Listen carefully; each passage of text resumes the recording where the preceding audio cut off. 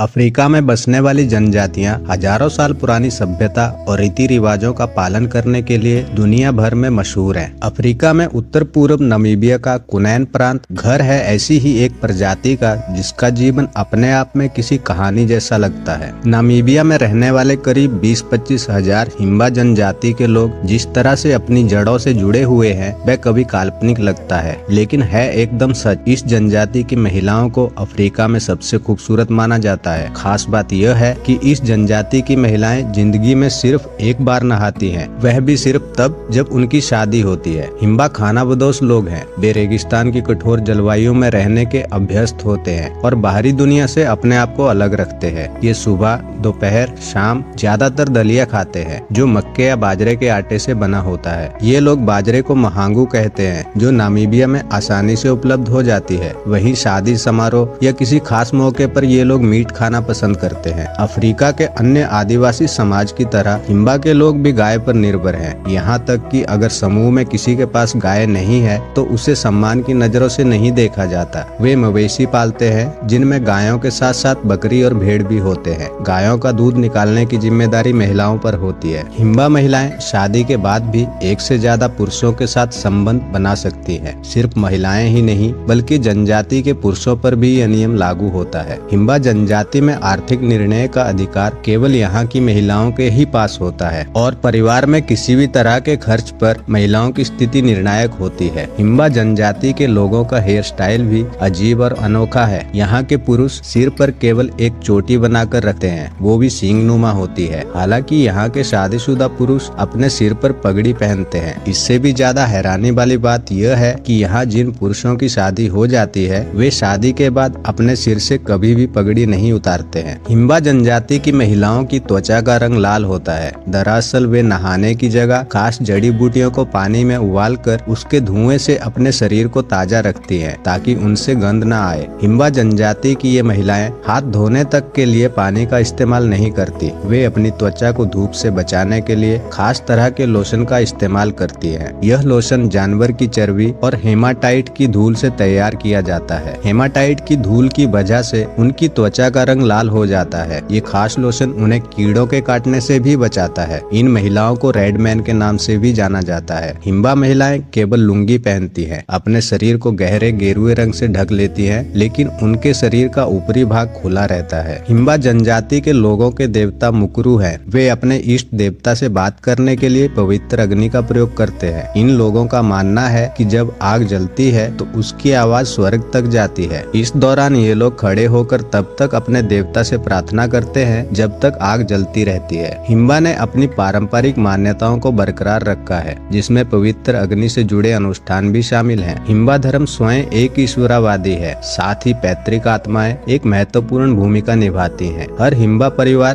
पवित्र पुश्तैनी आग के साथ झोपड़ी में एक वेदी बनाता है जहां प्रत्येक 7-8 दिनों में पूर्वजों और मुकरू की पूजा की जाती है। हिम्बा के विश्वास का एक अन्य महत्वपूर्ण तत्व ओमती या काला जादू का अस्तित्व है जो कि हिम्बा के अनुसार बुरे लोगों से संपन्न है जो दूसरों को नुकसान पहुंचाने में सक्षम है या अंधेरे विचारों को भी प्रेरित करते हैं। हिम्बा महिलाएं बच्चों की देखभाल करती हैं। इसके अलावा महिलाएं अक्सर पुरुषों की तुलना में कड़ी मेहनत करती हैं। वे गाँव में नदियों तालाबों से पानी लेकर आती है। वे सवेरे गायों का दूध निकालती हैं जिसके बाद पुरुष गायों को चराने के लिए ले जाते हैं। जब एक मैदान में घास खत्म हो जाती है तो ये पुरुष गायों के झुंड के साथ दूसरे मैदानों की तरफ चले जाते हैं जिससे गायों को चारे की कमी ना हो पाए। हिम्बा जनजाति के युवा पेड़ों और ताड़ के पत्तों से शंकु के आकार की झोपड़ियों का निर्माण करते हैं। हिम्बा जनजाति एक बुजुर्ग की अध्यक्षता वाले कबीले में रहती है। शादी के बाद पत्नी अपने पति के पास जाती है और नए कबीले के नियमों को स्वीकार करती है। किसी भी समुदाय की संस्कृति में लोकगीतों की बड़ी भूमिका होती है। इससे ये समुदाय आपस में बंधा रहता है और दुनिया में अपनी अलग पहचान भी बनाता है। हालांकि हिम्बा जनजाति में सिर्फ समुदाय ही नहीं, एक शख्स के जीवन से जुड़ा एक खास गीत होता है जो उनके जन्म से पहले से ही तय हो जाता है। आगे चलकर यही गीत उनके जीवन का आधार और खास पहचान बनता है। जैसे हमारी पहचान हमारा वोटर कार्ड या हमारा पासपोर्ट होता है, वैसे ही हिम्बाओं की पहचान उनका संगीत में जीवन गीत होता है। इस जनजाति में जीवन का अस्तित्व जन्म के दिन से नहीं बल्कि उस दिन से माना जाता है जब एक स्त्री मन में ये विचार करती है कि उसे माँ बनना है। इसके बाद वह एकांत में किसी पेड़ के नीचे जाकर बैठ जाती है और वहाँ अपनी होने वाली संतान के गीत के लिए वह तप करती है। उसका ये तप तब तक चलता है जब तक उसके कानों में उस नए जीवन का गीत गूंजने ना लगे